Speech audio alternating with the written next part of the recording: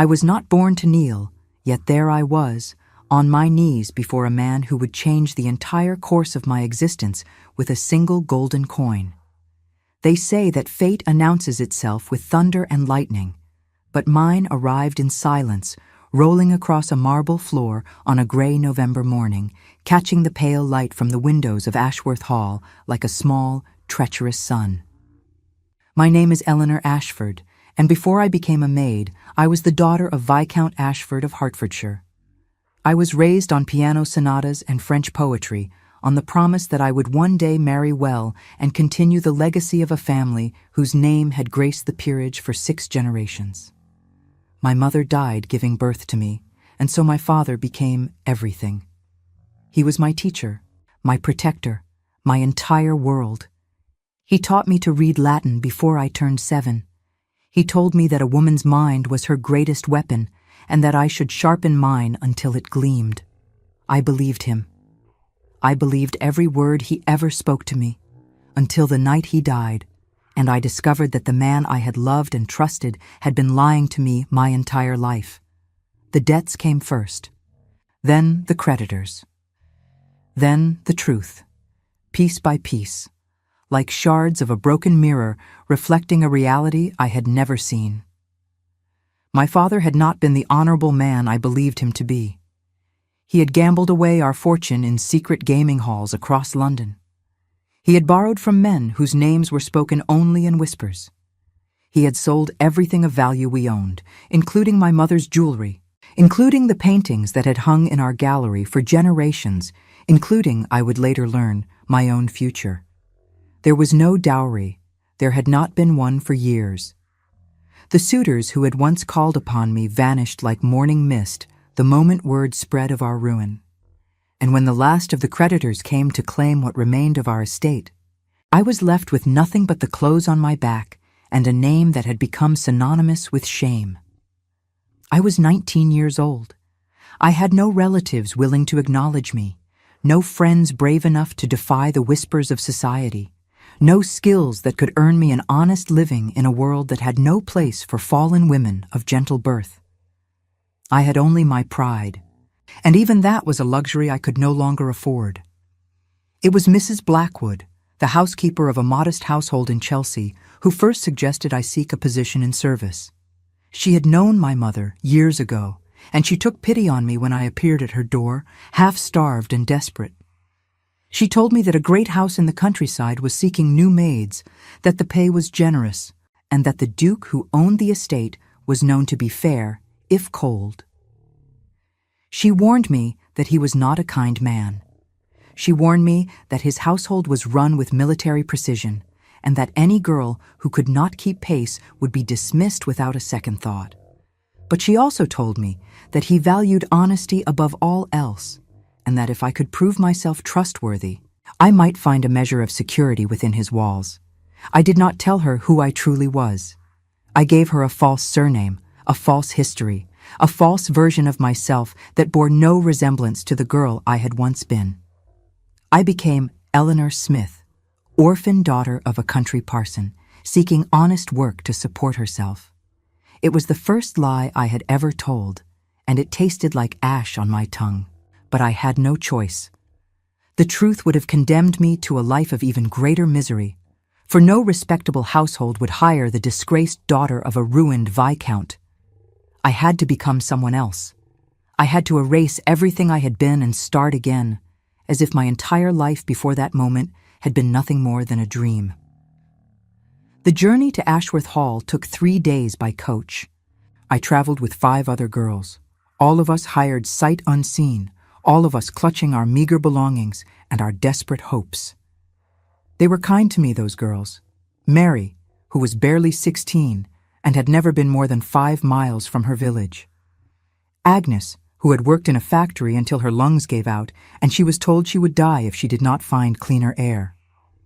Prudence, who spoke little but watched everything with eyes that had seen too much. Dorothea, who laughed at everything and nothing, as if the world were a joke only she understood. And Clara, the oldest among us, who had been in service for 20 years and knew every trick, every shortcut, every way to survive in a world that valued women only for their usefulness. They did not know that I had once worn silk instead of cotton.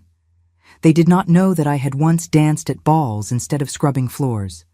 And I intended to keep it that way. I could not afford to be discovered. I could not afford to be pitied.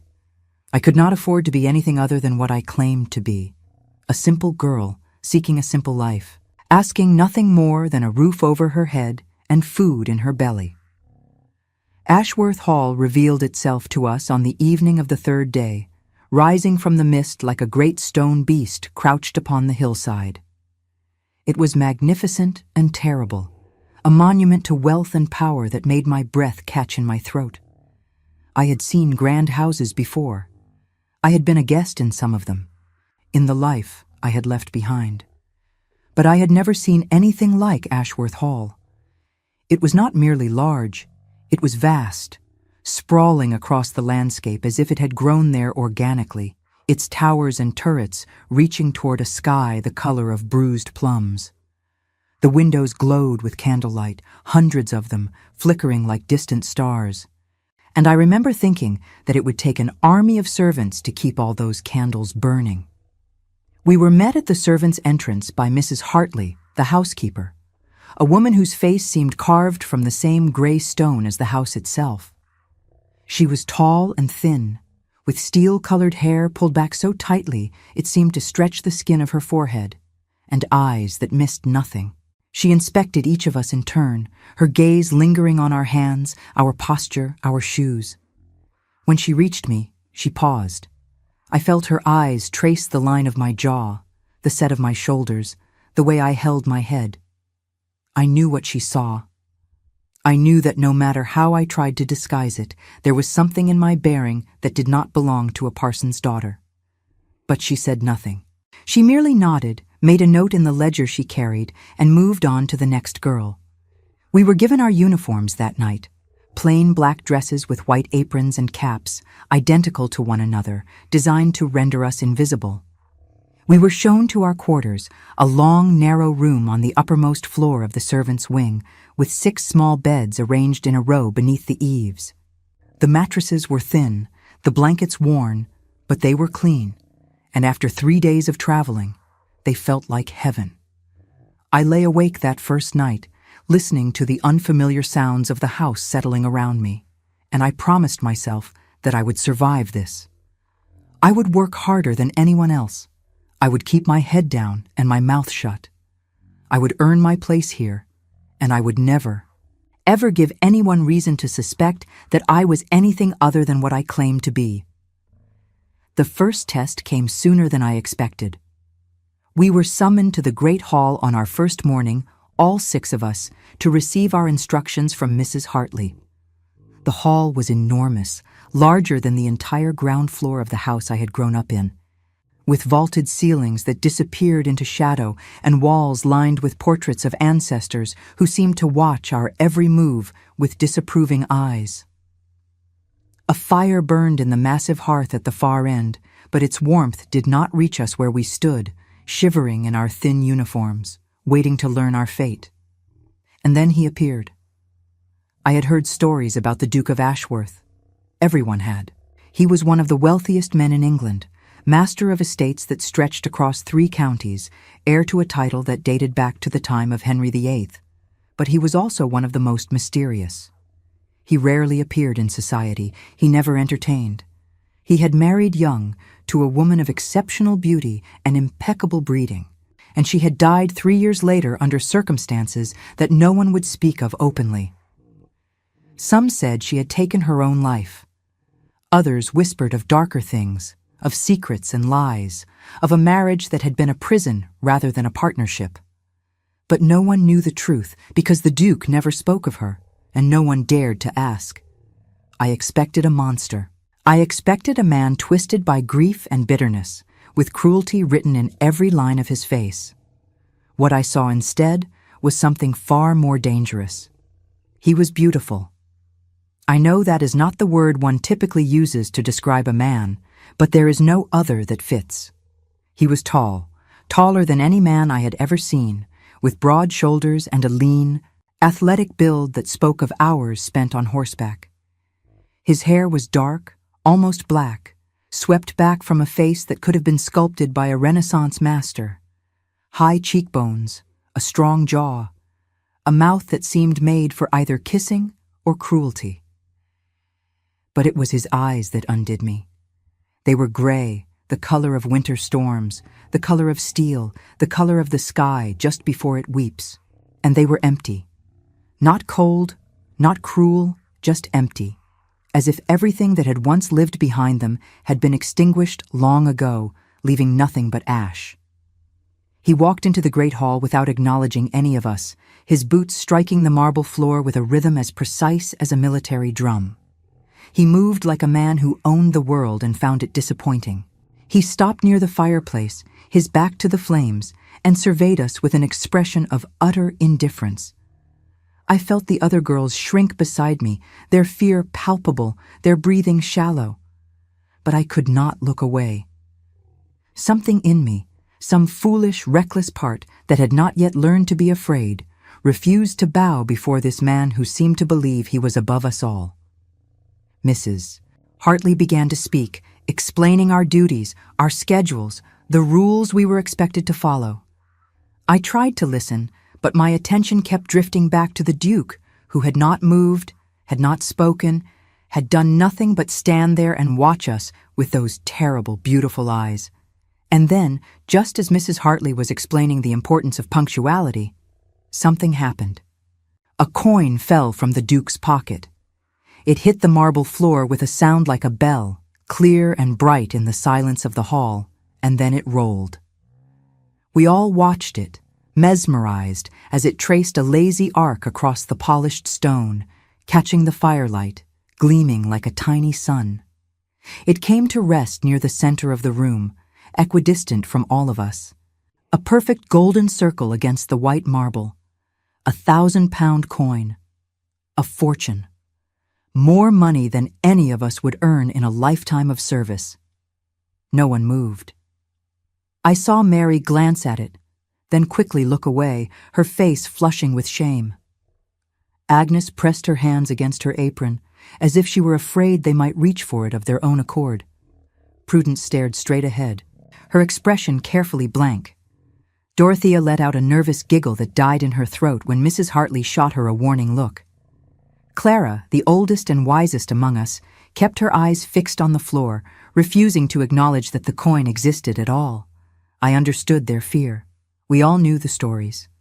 Servants who were caught stealing were not merely dismissed. They were prosecuted, imprisoned, sometimes transported to the colonies. A single accusation could destroy a life. And here was a test, obvious and cruel, designed to expose the thieves among us.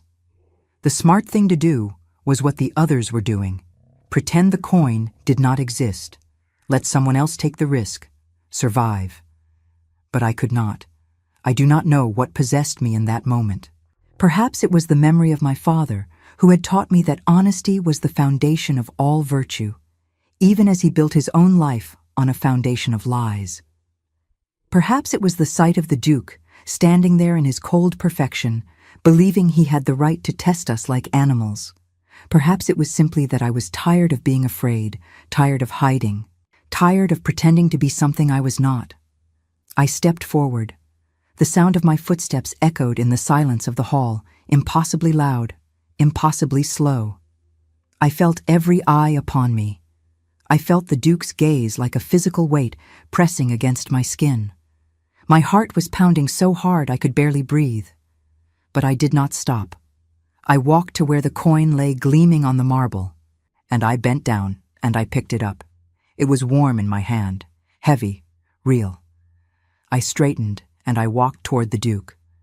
I could feel the other girls staring at me, their horror and disbelief radiating from them like heat from a flame. I could feel Mrs. Hartley's sharp intake of breath, her certainty that she was about to witness my destruction. But I did not care. I had made my choice, and I would see it through. I stopped before the Duke. He was even more imposing up close, his height forcing me to tilt my head back to meet his eyes. I saw something flicker in those gray depths, something that might have been surprise or curiosity, or simply the cold calculation of a man assessing a new piece on his chessboard. But his face remained expressionless, carved from the same stone as the statues that lined the gallery above us. I held out my hand, the coin resting on my open palm. "Your Grace," I said, my voice steadier than I felt, "I believe you dropped this." For a long moment, nothing happened.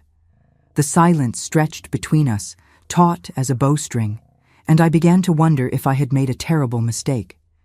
Then, slowly, the Duke reached out and took the coin from my hand. His fingers brushed against my palm, and I felt a shock of warmth that seemed entirely at odds with the coldness of his gaze. He looked at the coin. He looked at me. And then, for the first time since he had entered the hall, he spoke. "What is your name?" His voice was deep and quiet, with a roughness to it that suggested he did not use it often. It was not a kind voice, but it was not cruel either. It was simply a voice that expected to be obeyed. "Eleanor, Your Grace," I said. "Eleanor Smith." He studied me for a moment longer, his eyes tracing my face the way Mrs. Hartley's had traced my hands and posture the night before. I saw the same flicker of recognition, the same question forming behind his eyes. But unlike Mrs. Hartley, he asked it. "You are not what you appear to be," he said. It was not a question. I felt my blood turn to ice. I felt the careful fiction I had constructed begin to crumble around me. But I held his gaze, and I did not flinch. "I am what I need to be, Your Grace," I said. Something changed in his expression then.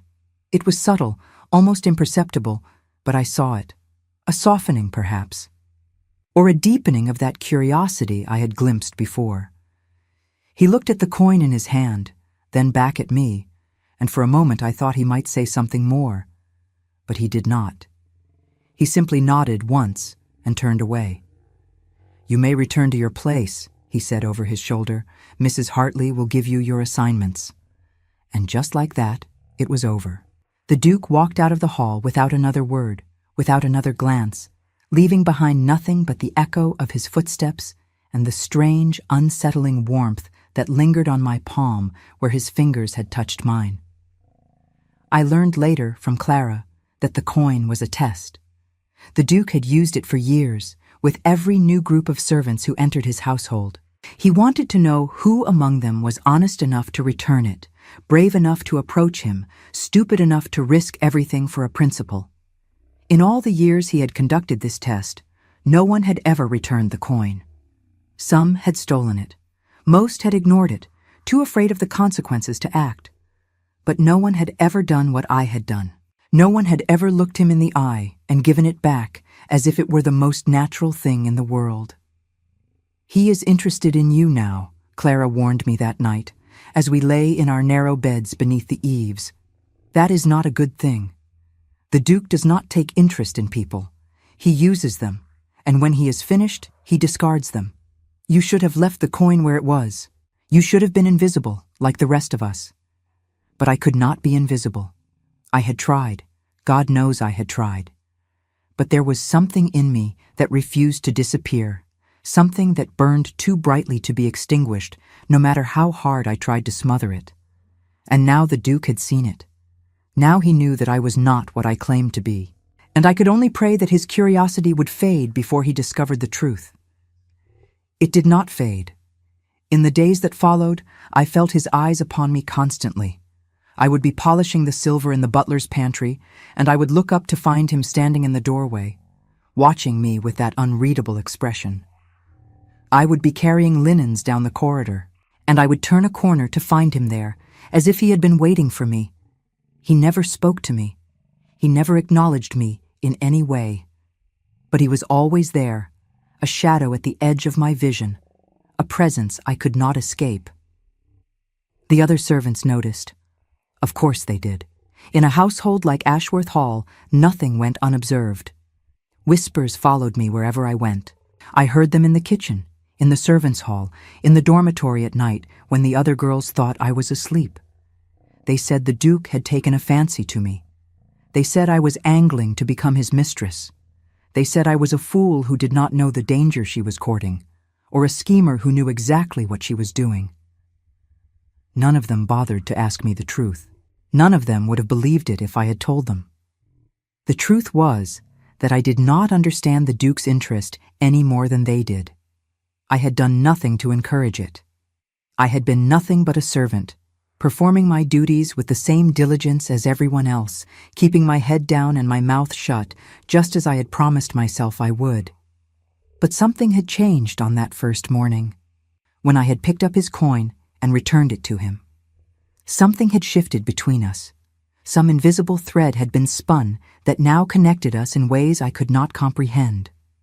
And no matter how hard I tried to sever it, no matter how much I avoided his gaze and hurried past his presence, that thread remained.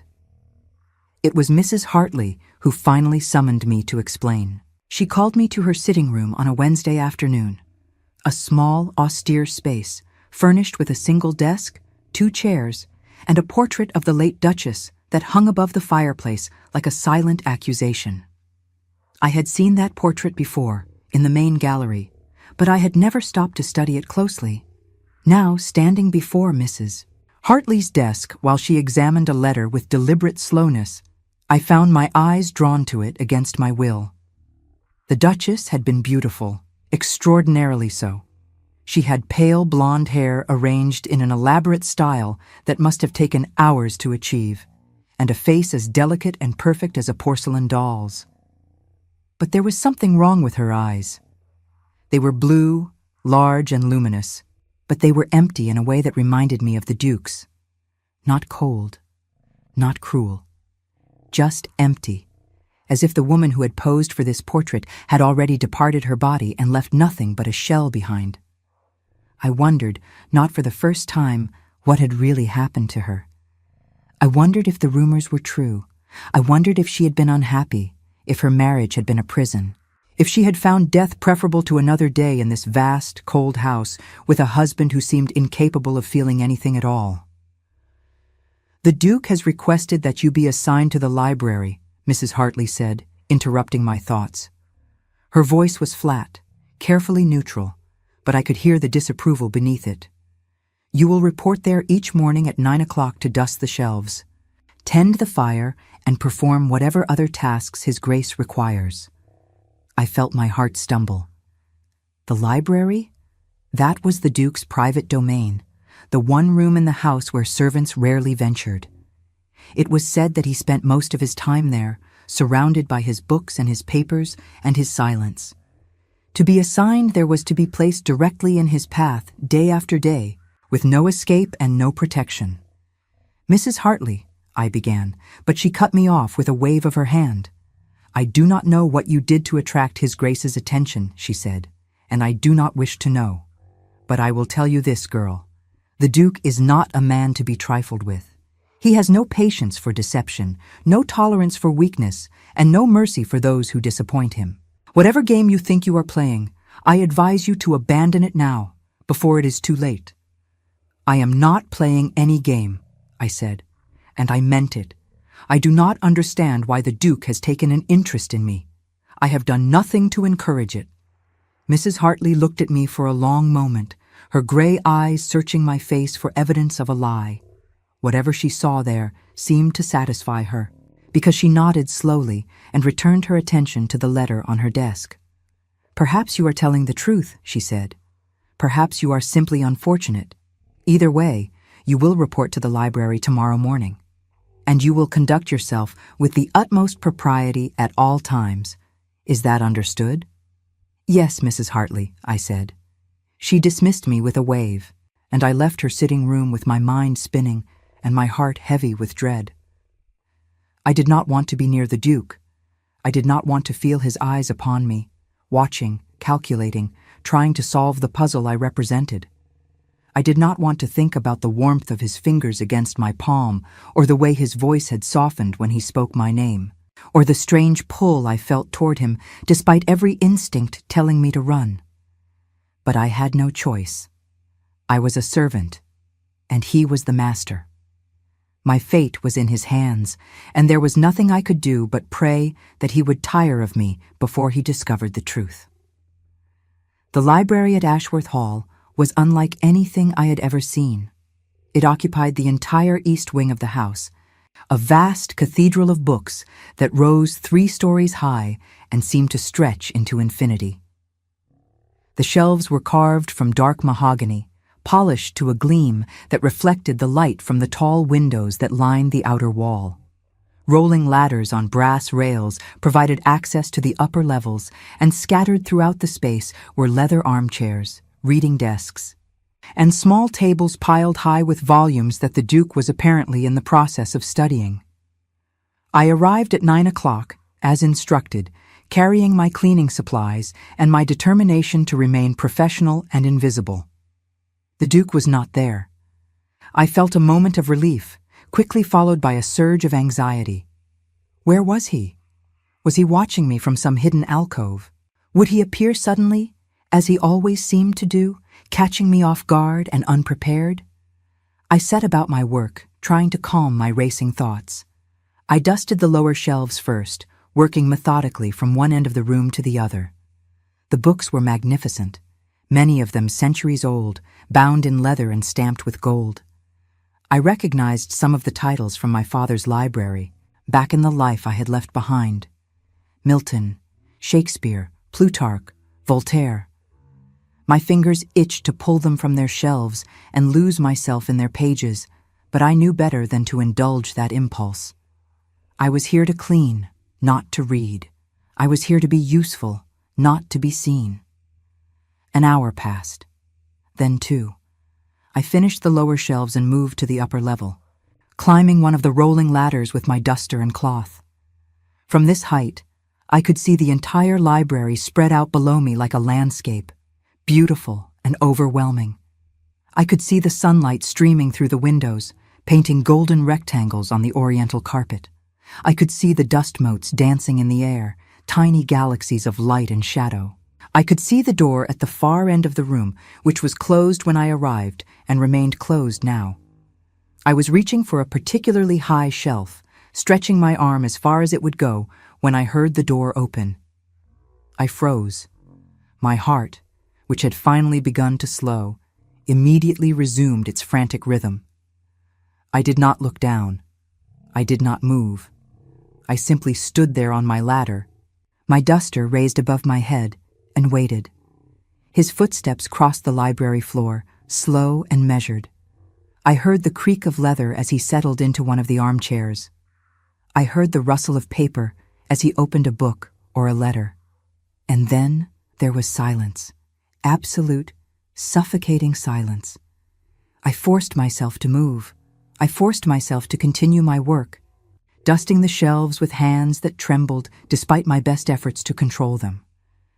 I told myself that he was simply reading, that he had no interest in me, that I was being foolish and paranoid. But I could feel his gaze upon me, as tangible as a touch, following my every movement.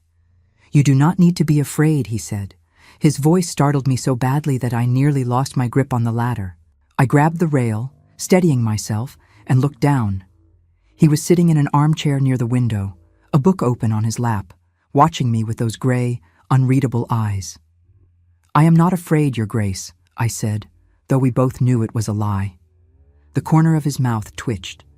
It was not quite a smile, but it was close, the first sign of expression I had seen on his face since the morning of the coin. "You lie," he said, with grace. "That is a rare skill for a servant." I did not know how to respond to that, so I said nothing. I simply stood there on my ladder, looking down at him, waiting for him to reveal his purpose. Because he had one.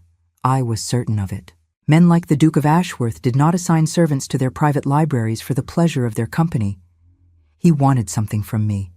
I just did not know what. "Come down," he said. It was not a request. I descended the ladder carefully, acutely aware of his eyes upon me, acutely aware of the way my uniform clung to my body, acutely aware of every sound and shadow in that vast, silent room. When I reached the floor, I smoothed my apron and folded my hands before me, the picture of servile propriety. But I did not lower my gaze. I had learned, in the weeks since my arrival, that the Duke respected honesty above all else. And meeting his eyes honestly was the only weapon I had. He studied me for a long moment. Then he set aside his book and gestured to the chair across from him. "Sit," he said. "Your Grace, it would not be proper for me to—" "I do not care about propriety," he interrupted. "Sit."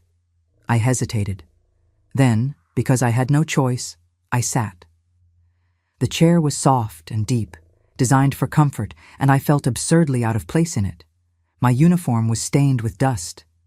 My hands were rough from weeks of scrubbing and polishing.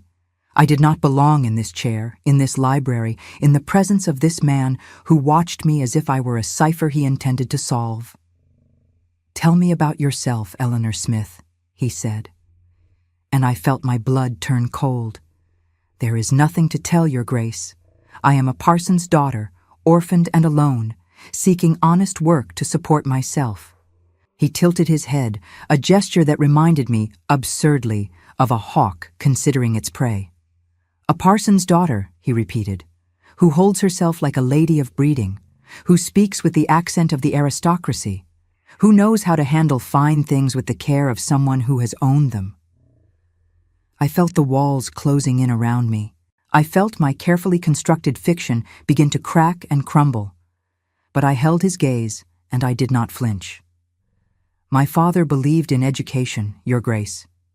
He raised me above my station." "Perhaps he should not have." "Perhaps," the Duke agreed. "Or perhaps you are lying to me, Eleanor Smith. Perhaps you are not who you claim to be. I should have denied it. I should have laughed and protested and played the innocent. But something in his eyes stopped me. Something in the way he looked at me. Not with accusation, but with something that almost resembled understanding. As if he knew what it was to wear a mask. As if he knew what it was to pretend to be something you were not. "Does it matter, Your Grace?" I heard myself say. "I am a servant in your household. I perform my duties faithfully and honestly. What I was before is of no consequence." "It matters to me," he said quietly. "Why?" He did not answer immediately. He turned away, looking out the window at the gray November sky, and for a moment I saw something in his profile that I had not seen before. Pain. Deep, old pain. The kind that never fully heals. The kind that shapes you, defines you, becomes so much a part of you that you cannot remember who you were before it. "Because I am tired," he said finally. "I am tired of lies. I am tired of people who tell me what they think I want to hear. I am tired of being surrounded by masks and performances and careful calculations. And you, Eleanor Smith, are the first person in a very long time who has looked me in the eye and told me the truth, even when it would have been safer to lie." "I returned your coin," I said. "That is all?" "Yes, you returned my coin. And in doing so, you showed me something I had almost forgotten existed." "What is that, Your Grace?" "Integrity," he said. He turned back to me, and there was something different in his eyes now. Something warmer, though no less intense. I dropped that coin on purpose. I have dropped it dozens of times, with dozens of servants, and not one of them has ever returned it. Some stole it. Most pretended not to see it. They were all afraid of me, and their fear made them dishonest. But you were not afraid. Or if you were, you did not let your fear control you. You did what was right, simply because it was right. And that, Eleanor Smith, is rarer than you know. I did not know what to say. I sat in my borrowed chair, in my dusty uniform, in the library of a man who was supposed to be my master, and I felt something shift between us. A wall, perhaps, beginning to crumble. A door, beginning to open. I did not understand it. I was not sure I wanted to understand it, but I could not deny that it was happening. "I am not a good man, Eleanor," the Duke said, and the use of my name without the surname felt like an intimacy, a crossing of some invisible line. I have done things I am not proud of. I have hurt people who trusted me. I have built walls around myself so high and so thick that I sometimes wonder if there is anything left behind them. But when you looked at me that morning and returned my coin, I felt something I had not felt in years. I felt hope, and that is why I asked for you to be assigned to this library. Not to use you, not to exploit you, but because I wanted to understand. I wanted to know who you really are. The silence stretched between us, heavy with possibility. I knew I should speak. I knew I should say something. Anything, to break the tension that crackled in the air like lightning before a storm. But I could not find the words. I could only sit there, looking into his gray eyes, and feel the truth rising in my throat like a tide. I am not who I claim to be, I said finally, my voice barely above a whisper. I was born Eleanor Ashford, daughter of Viscount Ashford of Hertfordshire. My father died in debt and disgrace, and I lost everything. My name, my position, my future. I came here because I had nowhere else to go, and I lied because the truth would have destroyed any chance I had of survival. I expected him to be angry. I expected him to call for Mrs. Hartley, to have me dismissed, to cast me out into the cold for my deception. But he did not move. He simply sat there, watching me, and the expression on his face was not anger, but something else entirely. Something that looked almost like relief. "Thank you," he said quietly. "Thank you for telling me. Are you going to dismiss me?" "No." "Are you going to expose me?" "No." "Then what are you going to do?" He was silent for a long moment. Then, slowly, he rose from his chair and crossed the distance between us. He stopped before me, close enough that I could see the fine lines at the corners of his eyes, the shadow of stubble on his jaw, the steady rise and fall of his chest. He extended his hand, palm up, in a gesture that was both formal and strangely intimate. "I am going to ask you to trust me," he said, "and I am going to promise you that your secret is safe with me, as long as you wish it to be." I looked at his hand. I looked at his face. I thought of all the reasons I should refuse, all the dangers of accepting, all the ways this could end in disaster. And then, because I had always been more brave than wise, I placed my hand in his. His fingers closed around mine, warm and strong, and I felt that strange connection between us strengthen and deepen. I did not know what would happen next. I did not know what he wanted from me, or what I wanted from him. I knew only that something had changed, irrevocably and forever, and that there was no going back. "I trust you," I said, and I meant it. The days that followed were unlike anything I had experienced before. My duties in the library continued, but they were transformed. Where once I had worked in silence and solitude, now I worked in the Duke's presence, and his presence changed everything. He would sit in his chair by the window, reading or writing, while I dusted and tidied around him. Sometimes he would ask me questions about my childhood, my father, the life I had lost. Sometimes he would tell me things, fragments of his own history, pieces of the puzzle that was his past. And sometimes we would simply exist in silence together, two broken people sharing a space, finding comfort in each other's company, without the need for words. I learned, in those quiet hours, that the Duke was not the cold and heartless man the world believed him to be. He was wounded. He was guarded. He had built his walls so high that he had forgotten how to lower them. But beneath those walls, beneath the ice and the silence, there was a man who felt deeply and suffered greatly, a man who had loved once and lost and never recovered from the loss.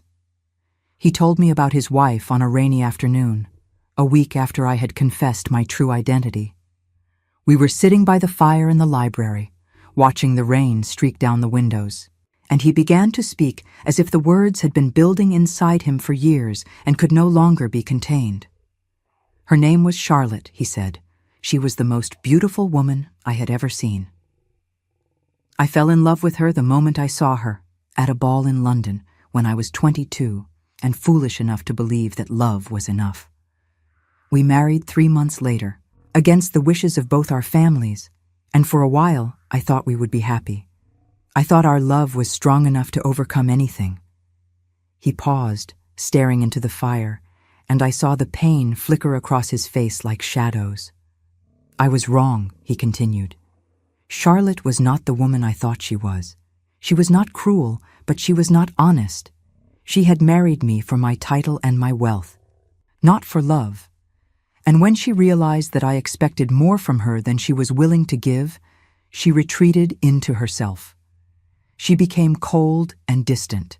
She spent her days in her chambers, refusing to see me, refusing to speak to me, refusing to be anything other than a ghost in my own home. I tried everything I could think of to reach her, but nothing worked. And then, 3 years after our wedding, she took her own life. I listened in silence, my heart aching for him. I wanted to reach out, to touch him, to offer some comfort. But I did not know how. I did not know what words could possibly ease a pain so deep and so old. It was my fault, the Duke said, his voice rough with emotion. I should have seen how unhappy she was. I should have understood that she was suffering. But I was too proud, too focused on my own hurt, too convinced that if I just tried harder, I could make her love me. I failed her, and I have carried that failure with me every day since. It was not your fault, I said softly. You loved her. You tried. That is more than many men would have done. He looked at me then, and there was something in his eyes that I had never seen before. Vulnerability, gratitude, a desperate, aching hope that he was afraid to let himself feel. You are the first person who has ever said that to me, he said. Everyone else blamed me. My family, her family, society. They all believed that I had driven her to her death, that I was cold and cruel and incapable of love. And after a while, I began to believe it too. I began to think that perhaps they were right. Perhaps I was the monster they believed me to be. You are not a monster, I said, and I meant it with every fiber of my being. You are a man who loved and lost, and who never learned how to forgive himself. But you are not cold, and you are not cruel. I have seen the way you treat your servants, the fairness and decency with which you run this household. I have seen the way you look at me, not as a possession to be used, but as a person to be understood. That is not the behavior of a monster. That is the behavior of a good man who has been hurt and who is afraid to let himself be hurt again. The Duke was silent for a long moment. Then, slowly, he reached out and took my hand. Eleanor, he said, and my name on his lips was like a prayer, I do not know what you have done to me. I have spent years building walls around my heart, convincing myself that I did not need anyone, that I was better off alone. And then you walked into my hall and returned my coin and looked at me as if I were not a duke or a widower or a failure, but simply a man. And I have not been able to stop thinking about you since. My heart was racing. My breath was coming in short, shallow gasps. I knew I should pull my hand away. I knew I should remind him of the impossibility of this, the social chasm that yawned between us, the scandal that would engulf us both if anyone suspected the truth. But I could not move. I could only sit there, my hand in his, and feel the warmth of his skin against mine, and wonder how I had ever believed that I could be invisible to this man. Your Grace, I began, but he shook his head.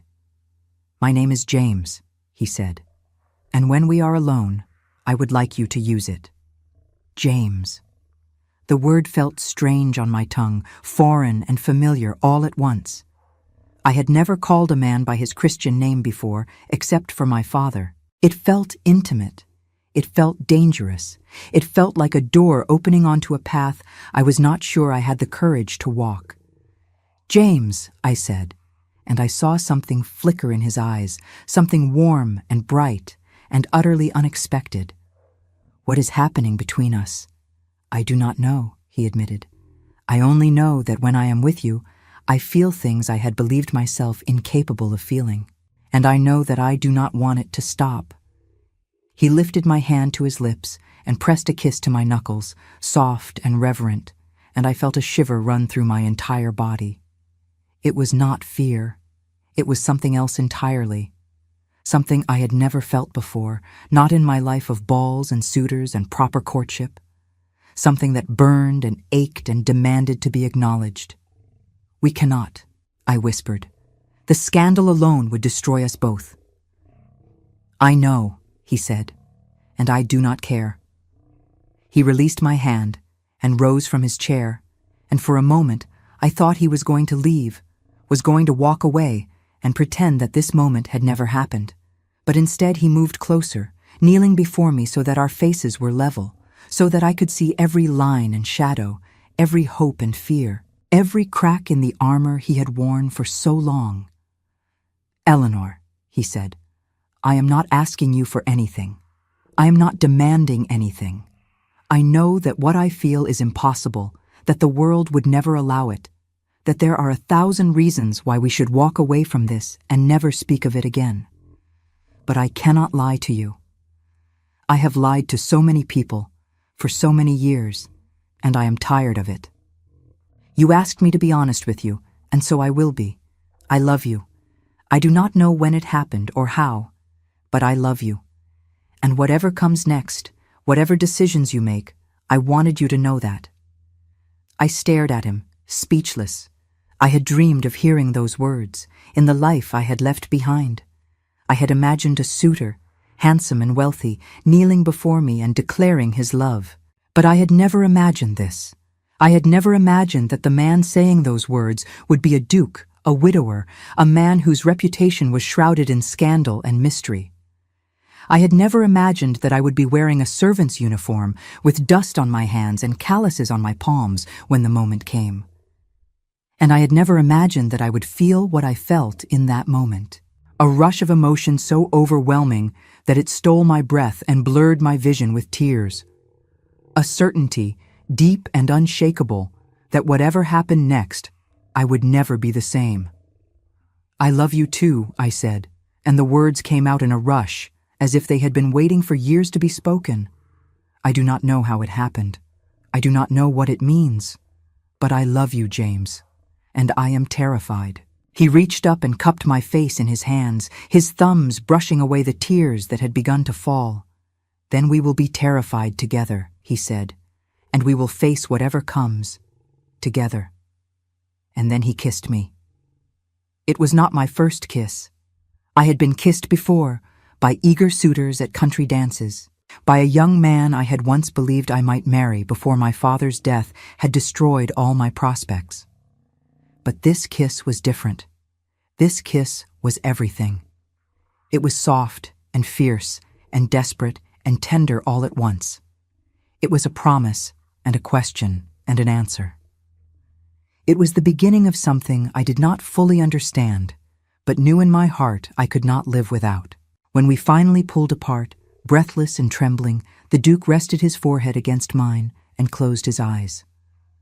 "Whatever happens," he whispered, "remember this moment.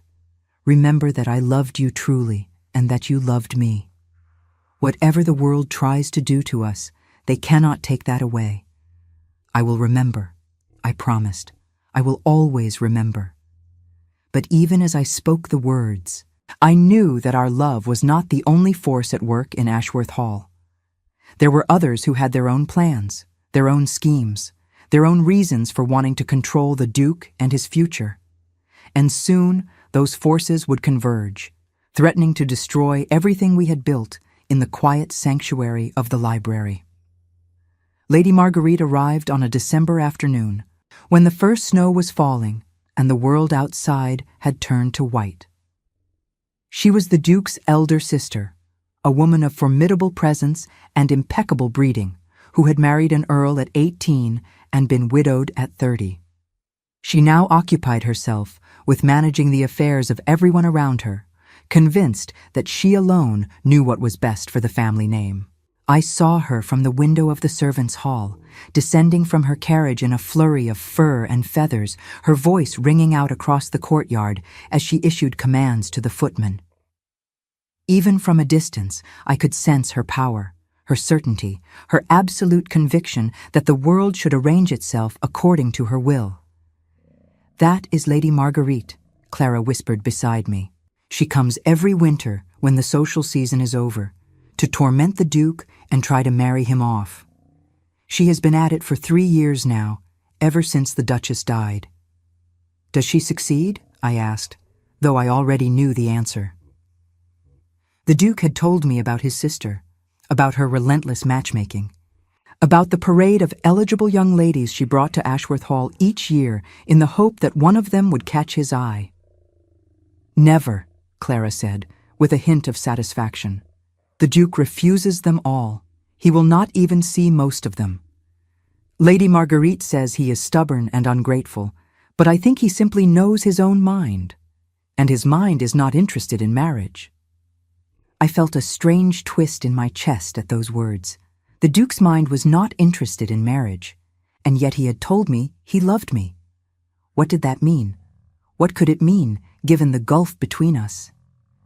I was still a servant in his household, whatever private moments we had shared. The world would never accept a union between us. And Lady Marguerite, with her aristocratic pride and her obsession with the family name, would certainly do everything in her power to prevent it. The days that followed were tense. Lady Marguerite took command of the household as if she owned it, rearranging the furniture, criticizing the menus, dismissing servants who failed to meet her exacting standards. I did my best to stay out of her way, but it was difficult. She seemed to be everywhere, her sharp eyes missing nothing, her sharp tongue sparing no one. And then she brought Lady Beatrice. Lady Beatrice Worthington was everything I was not. She was young, beautiful, wealthy, and born to the highest circles of society. Her father was a marquess. Her mother was the daughter of a duke. She had been raised from birth to be the perfect wife for a man of power and influence, and she had the polished manners and graceful bearing to prove it. She arrived 3 days after Lady Marguerite in a carriage even more elaborate than her hostesses, accompanied by a retinue of servants and enough trunks to outfit an army. I watched from the gallery as she swept into the entrance hall, all golden curls and porcelain skin, and a smile that seemed to light up the room. "She is magnificent, is she not?" Lady Marguerite said, appearing beside me so suddenly that I nearly jumped. The perfect bride for James, beautiful, accomplished, well-connected. Everything a duchess should be. I said nothing. I kept my eyes fixed on Lady Beatrice, who was now greeting the Duke with a curtsy so deep and so graceful that it seemed choreographed. "You are the new maid," Lady Marguerite continued, her voice deceptively casual, "the one who works in the library." "Yes, my lady. My brother seems to have taken an interest in you." I felt my blood turn to ice. I felt the walls closing in around me, just as they had on the day the Duke had questioned me. But I kept my face neutral, my voice steady. "I could not say, my lady. I simply perform my duties as I am assigned." Lady Marguerite smiled, but there was no warmth in it. It was the smile of a cat who has cornered a mouse and is deciding whether to play with it before the kill. "Do not think I am unaware of what happens in this house," she said. "I have eyes everywhere, and I know that my brother has been spending a great deal of time in the library since you arrived. Far more than is appropriate for a man of his station and a servant of yours." "I perform my duties, my lady," I repeated. Nothing more. "See that it stays that way," Lady Marguerite said. "My brother is vulnerable. He has been alone for too long, and loneliness makes men foolish. But he is still the Duke of Ashworth, and he will marry appropriately, whether he wishes to or not. Lady Beatrice is his future. And you, whatever you may have imagined, are not." She swept away without waiting for a response, leaving me alone in the gallery with my heart pounding and my hands trembling. I knew I should heed her warning. I knew I should pull back, distance myself from the Duke, protect us both from the scandal that would engulf us if the truth came out. But the thought of losing him, of returning to the cold emptiness of my life before, was more than I could bear. I was still standing there, lost in thought, when I heard footsteps behind me. I turned, expecting Lady Marguerite to have returned with more threats, but instead I found Lady Beatrice. She was even more beautiful up close. Her skin was flawless, her eyes a striking shade of violet blue, her hair shining like spun gold in the light from the windows. But there was something in her expression that gave me pause. A coldness, barely concealed beneath the surface of her smile. A hardness in her eyes that did not match the sweetness of her voice. "You must be the maid everyone is whispering about," she said. "The one who captured the Duke's attention with a coin." I curtsied, as was proper. "My lady." Lady Beatrice circled me slowly, her eyes taking in every detail of my appearance. I felt like a horse being assessed at market, examined for flaws and weaknesses that might affect my value. "I can see why he is intrigued," she said. "You are pretty, in a common sort of way. And there is something in your bearing that suggests you were not always a servant." I said nothing. There was nothing I could say that would not make things worse. Lady Beatrice stopped in front of me, close enough that I could smell her perfume, a cloying floral scent that made my head ache. "Let me be clear," she said, her voice dropping to a whisper that was far more menacing than any shout. "The Duke of Ashworth is going to be my husband. I have worked too hard and sacrificed too much to let a serving girl stand in my way. If you value your position in this household, if you value your freedom, you will stay away from him. Do you understand?" "Yes, my lady," I said, though every fiber of my being rebelled against the words. "Good." Lady Beatrice smiled, a smile that did not reach her eyes. "I am glad we understand each other." She walked away, and I was left alone again, my heart heavy with fear and anger and a desperate, aching love that I did not know how to suppress. I knew that Lady Beatrice was dangerous. I knew that she would stop at nothing to achieve her goals. And I knew that if she discovered the truth about my past, she would use it to destroy me without a moment's hesitation. But I also knew that I could not give up the Duke. Not now. Not after everything we had shared. I loved him, and he loved me, and that love was the only thing that made my life bearable. Whatever happened, I would not let them take it away from me. The following weeks were a torment. Lady Beatrice had established herself in the household with the ease of someone who fully expected to be its mistress before long. She presided over dinners, organized entertainments, and made herself indispensable to Lady Marguerite's campaign to see the Duke married. She was charming and gracious in public, all smiles and gentle laughter, playing the role of perfect aristocratic lady with consummate skill. But in private, she was something else entirely. I saw it first with the other servants. Small cruelties, carefully calculated to wound without leaving visible marks. A sharp word here, a deliberate humiliation there. She would spill wine on a maid's uniform and then criticize her for being unkempt. She would give conflicting orders and then punish the servants for failing to follow both. She moved through the household like a poison, spreading misery wherever she went, and yet somehow always managing to appear blameless. I was her favorite target. She seemed to sense that I was different from the other servants, that there was something between me and the Duke that threatened her plans. And so she made it her mission to make my life unbearable. It started with small things. Tasks that were impossible to complete, schedules that left me no time to rest, criticism that was never quite harsh enough to warrant complaint, but constant enough to wear away at my spirit. I bore it all in silence, knowing that any protest would only give her ammunition. Any sign of weakness would only encourage her to press harder. But then she went too far. It happened on a night when the household was gathered in the great hall for one of Lady Marguerite's entertainments. There was music and dancing, and the Duke had been persuaded to attend, though he stood at the edge of the room looking as though he wished to be anywhere else. I was serving wine, moving among the guests with my tray, trying to be invisible as I had learned to be in the months since my arrival. Lady Beatrice was dancing with the Duke, her hand resting possessively on his arm, her smile brilliant and triumphant. I tried not to watch them. I tried not to feel the jealousy that burned in my chest like acid. But my eyes kept drifting back to them, drawn by a force I could not control. And then Lady Beatrice saw me looking.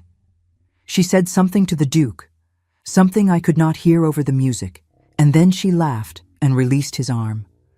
She crossed the room toward me, her violet eyes glittering with malice, her smile sharp as a blade. "You there," she said, loud enough for everyone nearby to hear. "Girl, come here." I approached, my heart pounding, my hands gripping the tray so tightly that my knuckles turned white. Lady Beatrice took a glass of wine from my tray, and then, with a gesture that seemed almost accidental, knocked the tray from my hands. Wine and glass went everywhere, splashing across my uniform, shattering on the floor, staining the expensive carpet with deep red pools that looked almost like blood. "Clumsy creature," Lady Beatrice exclaimed, her voice ringing with feigned shock. "Look what you have done! You have ruined Lady Marguerite's carpet." Every eye in the room turned to me. I felt the weight of their stares, the judgment in their gazes, the whispers that began to ripple through the crowd. I felt my face burn with shame and fury. I wanted to speak, to defend myself, to reveal the truth of what had happened. But I knew it would do no good. Who would believe a servant over a lady? Who would take my word against hers? "My lady," I said, my voice steady despite the trembling of my hands. "I apologize for my clumsiness." "Apologize?" Lady Beatrice's voice rose to a shriek. "You think an apology is sufficient? That carpet was worth more than you will earn in a lifetime of service. You should be dismissed immediately. Mrs. Hartley!" Mrs. Hartley appeared, her face pale and troubled. She looked at the mess on the floor, at Lady Beatrice's furious expression, at me standing there in my wine-stained uniform, and I saw her reach a conclusion that I knew was wrong but could not contradict. "Take this girl to my office," Mrs. Hartley said, her voice heavy with resignation. "I will deal with her after the entertainment." "Wait." The voice cut through the murmur of the crowd like a knife. I looked up, and there was the Duke, striding across the room toward us, his face dark with an emotion I could not identify. The guests parted before him like water before a ship's prow, and even Lady Beatrice took an involuntary step backward. "What is happening here?" the Duke demanded. "Your Grace," Lady Beatrice said, recovering her composure with visible effort.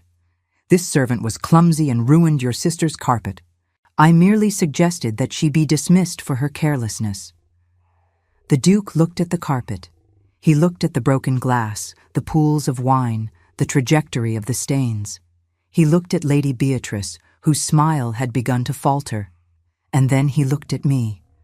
I saw something pass between us in that moment. A silent communication, a shared understanding that needed no words.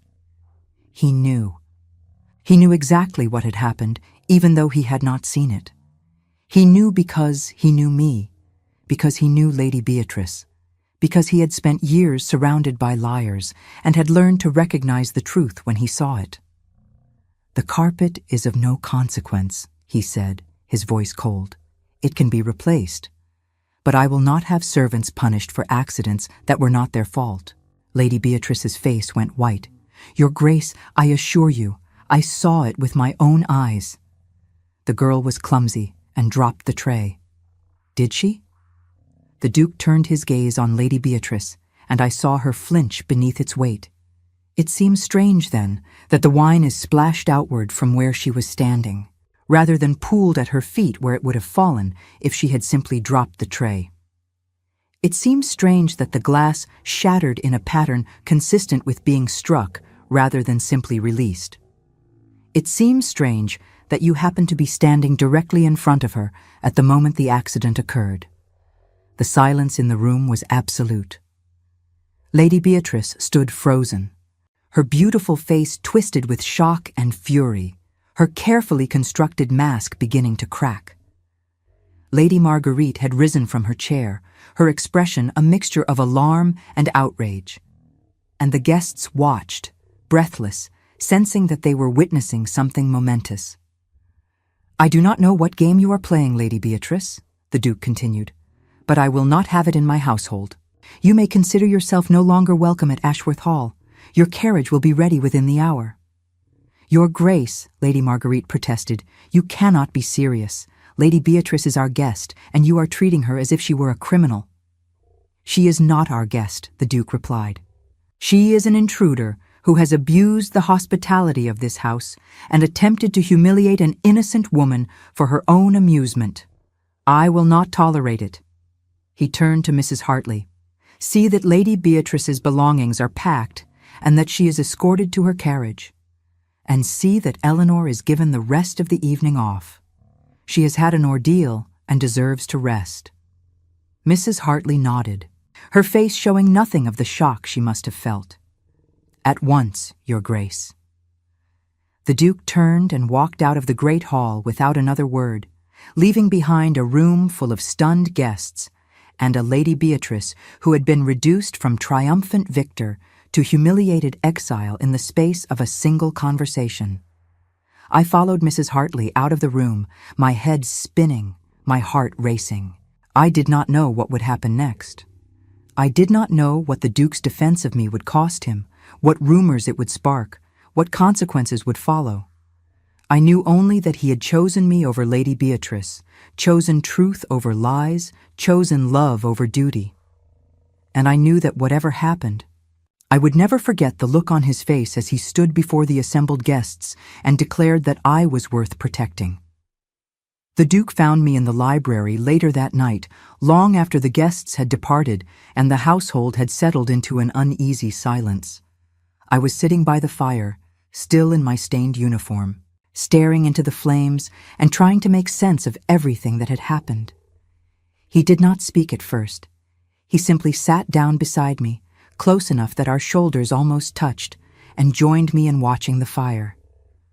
The silence between us was comfortable, familiar, the silence of two people who did not need words to understand each other. "I am sorry," I said finally.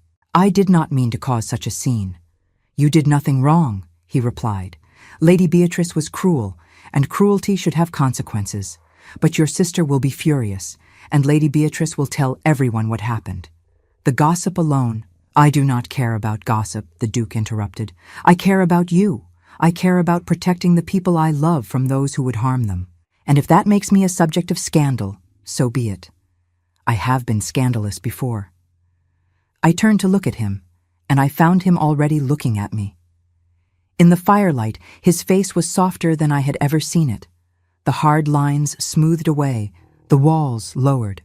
He reached out and took my hand, and I felt that familiar warmth spread through me, that sense of connection that seemed to grow stronger every time we touched. "Eleanor," he said, "I want to tell you something. Something I have been thinking about for weeks, but have not had the courage to say." I waited, my heart in my throat. When Charlotte died, I thought I would never feel anything again. I thought that whatever part of me was capable of love had died with her, that I would spend the rest of my life in this house, surrounded by books and silence, never truly alive. I built walls. I pushed everyone away. I convinced myself that I was better off alone, that love was a weakness that would only lead to more pain. He paused, his grip on my hand tightening. "But then you came, and you returned my coin. And you looked at me as if you could see through all my walls, all my defenses, all the masks I had worn for so long that I had forgotten they were masks. And slowly, without meaning to, I began to feel again. I began to hope again. I began to believe that perhaps I was not as broken as I thought." "James," I whispered, but he shook his head. "Let me finish. I know what the world will say if I follow my heart. I know that my sister will never forgive me. I know that society will condemn us both, that we will be outcasts, that our lives will never be easy. But I also know that I cannot live without you. I know that if I let you go, if I let fear and propriety and the opinions of others dictate my choices, I will regret it for the rest of my life. He reached into his pocket and withdrew something small and glittering, a ring, a beautiful, delicate ring, with a single diamond that caught the firelight and blazed like a captured star. This was my grandmother's, he said. She gave it to me before she died and told me to give it to the woman I loved. I have carried it with me for years, never believing I would find someone worthy of it, but now I have. He looked into my eyes, and I saw everything there, all his hopes and fears and dreams laid bare before me. "Eleanor Ashford," he said, "will you marry me?" I stared at him. I stared at the ring. I felt tears streaming down my face, tears of joy and fear and overwhelming love. I thought of all the obstacles that stood between us, all the reasons why this was madness, all the ways it could end in disaster. And then I thought of the alternative, a life without him, a life of loneliness and regret, a life that was hardly worth living at all. "Yes," I said, my voice breaking on the word. "Yes, James, I will marry you." He slid the ring onto my finger, and it fit perfectly, as if it had been made for me. And then he pulled me into his arms and held me, and I felt, for the first time in my life, truly and completely at home. The months that followed were not easy. Lady Marguerite, as predicted, was furious. She threatened, she pleaded, she warned of scandal and ruin. She told the Duke that he was throwing away his legacy, that he was dishonoring his family, that no one in society would ever receive us if we went through with our plans. She told me that I was a fortune hunter, a schemer, a common servant who had seduced her brother with wiles and deception. She told us both that we were fools who would live to regret our choices. But we did not waver. The Duke, my James, had made his decision, and nothing his sister said could change it. He had spent too many years living according to the expectations of others, and he was done. He would marry the woman he loved, and the world could think what it liked. We were married in the spring, in the chapel at Ashworth Hall, with only the household servants as witnesses. Mrs. Hartley stood in for my mother, and the old butler, Mr. Price, gave me away. It was a simple ceremony, nothing like the grand society wedding that Lady Marguerite had always envisioned for her brother. But it was perfect. It was ours. I remember the way James looked at me as I walked down the aisle, the tears in his eyes that he tried so hard to hide. I remember the warmth of his hand as he slipped the wedding ring onto my finger. I remember the sound of his voice as he spoke his vows, strong and steady, and filled with a love so deep it seemed to encompass the entire universe. I remember thinking, as the chaplain pronounced us husband and wife, that I had spent my whole life searching for a place to belong. And now, at last, I had found it. The scandal, when it came, was everything Lady Marguerite had predicted and more. The story spread through society like wildfire. The Duke of Ashworth had married his own maid, the disgraced daughter of a ruined viscount, in a secret ceremony attended by none of his peers. Ladies clutched their pearls. Gentlemen shook their heads. Invitations dried up. Doors that had once been open slammed shut in our faces. But we did not care. We had each other. We had Ashworth Hall, which became our sanctuary, our fortress, our world. We had our books and our fires and our long conversations that stretched into the small hours of the morning. We had our walks through the gardens, our rides across the moors, our quiet moments of tenderness that needed no witnesses. And we had our love, which grew stronger with each passing day, each passing month, each passing year. I am writing this now, 10 years after that day in the Great Hall when I returned a coin to a stranger and changed the course of both our lives. I am sitting in the library, in the chair by the window that has become my favorite spot, looking out at the grounds of Ashworth Hall. The gardens are in bloom, a riot of color against the ancient gray stone. The sun is setting, painting the sky in shades of gold and rose. And beside me, in his own chair, my husband is reading, as he has done every evening for as long as I have known him. We have 2 children now, a son, William, who has his father's gray eyes and his mother's stubborn spirit, and a daughter, Charlotte, named for the woman whose death nearly destroyed the man I love, but who is nothing like her namesake. She is bright and bold and fearless, and she makes her father smile in ways I never thought possible. Lady Marguerite has never forgiven us. She maintains her distance, visiting only when duty demands, and she has never once acknowledged me as her sister. But that is her loss, not mine. I have built a family of my own, a family founded on love and truth and the courage to follow our hearts despite everything the world threw at us. Sometimes, late at night, James still wakes from nightmares. He dreams of Charlotte, of his failure, of the guilt he has carried for so long. And when he wakes, trembling and lost, I hold him and remind him of everything we have built together. I remind him that he is not the man he was. I remind him that love is stronger than fear, that hope is stronger than despair, that we have proven, together, that it is never too late to begin again. He asked me once, in one of those quiet moments, if I ever regretted my choice, if I ever wished I had married someone else, someone who could have given me the easy life of comfort and respectability that my birth had once promised. I told him the truth, as I have always told him the truth, from that first day in the great hall when I picked up his coin and returned it to his hand. I told him that I would not trade a single moment of our life together for all the comfort in the world. I told him that he had given me something far more valuable than wealth or position. He had given me himself, fully and completely, with all his flaws and fears and hidden depths. He had given me a love that was not based on convenience or calculation, but on a genuine connection between two souls who had found each other against all odds. And I told him that if I had to do it all over again, if I had to return to that cold November morning and face the test of the coin once more, I would make the same choice. I would pick it up. I would return it. I would look into his eyes and see, beneath the ice and the silence, the man who would become my whole world.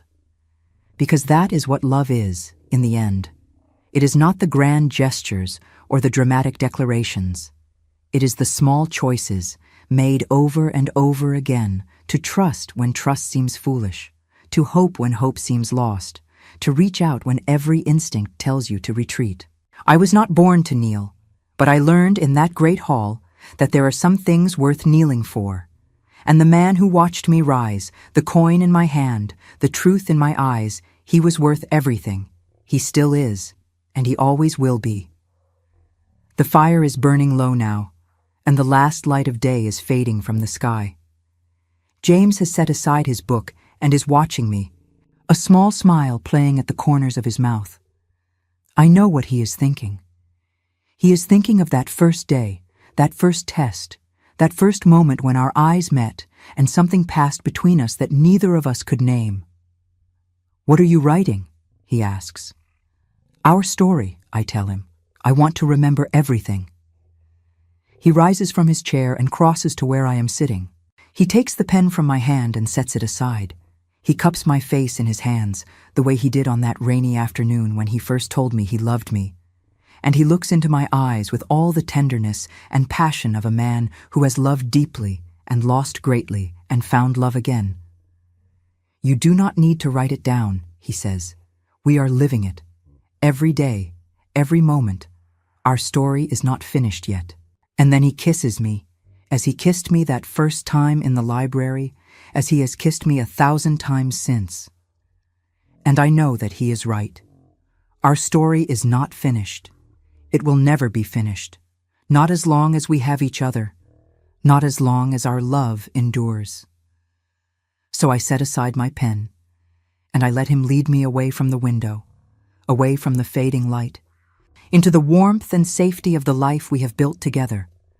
A life that began with a coin and a choice. A life that proved, against all odds, that love can conquer anything, even a duke's frozen heart.